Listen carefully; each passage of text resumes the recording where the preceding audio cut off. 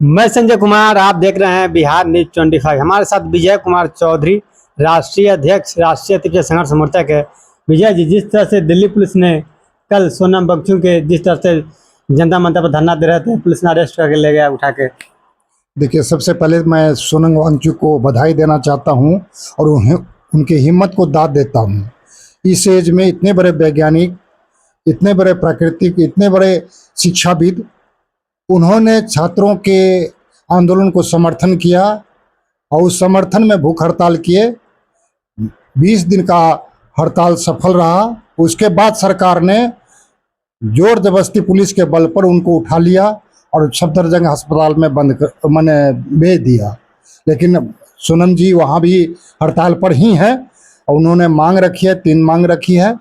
3 मांग यदि पूरा होता है तो हम तोड़ेंगे अनशन। लेकिन उन्होंने आह्वान किया है कि अनशन जारी रहेगा।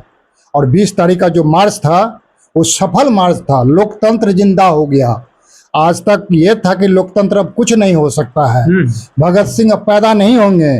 लेकिन देख लो, भगत सिंह पैदा हो गया है। एक नहीं, हजारों लाखों पैदा हो गया है।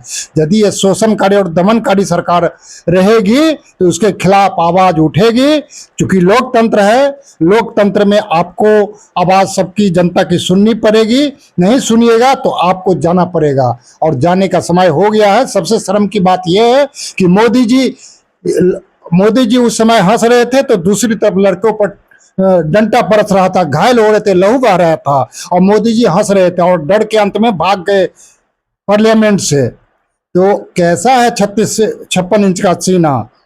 अपने आदमी का खून बहा करके वो भागते हैं और हंसते हैं, तो ये चलेगा नहीं। सर, लाठीचार्ज भी किया गया है प्रदर्शनकारियों पर, पूरा कपाल फूटा गया है। भयंकर लाठीचार्ज हुआ है, लड़का हो या लड़की, सब पर। दूसरी सबसे बड़ी बात ये हुई है कि जो सादे कपड़ों में थे वो लग रहा था कि आरएसएस के गुंडे हैं ना, वो अपना परिचय थे, वो लाठी से मार रहे थे। उनको मारने का हक किसने दिया? प्रशासन और आरएसएस का मिली भगत के कारण ये सब। कि सादा ड्रेस में पुलिस था।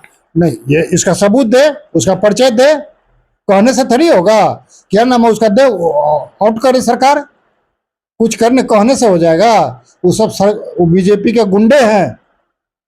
ये लोग चाहते हैं कि दमन कर करके आवाज को कुचल दे विद्यार्थियों का। जब छात्र ने पीएम आवाज की ओर गया है तो मोदी जी दूसरा गेट से निकल गए हैं। हाँ, पार्लियामेंट में गए हैं तो दूसरा गेट से निकल गया है, डर से कि कहीं पार्लियामेंट के नजदीक आ गया, कहीं घुस गया तो हमको सबसे पहले तो हमरे पर अटैक होगा, बदनामी होगी। तो इसीलिए कब तक माने छुप के बैठे रहोगे, चुप रहोगे और इस तरह जनता का त्रासदी, महंगाई, भ्रष्टाचार, शिक्षा, चिकित्सा, इस सब को तुमने खत्म कर दिया और मजदूर के नाम पर, धर्म के नाम पर लोगों को बांट दिया।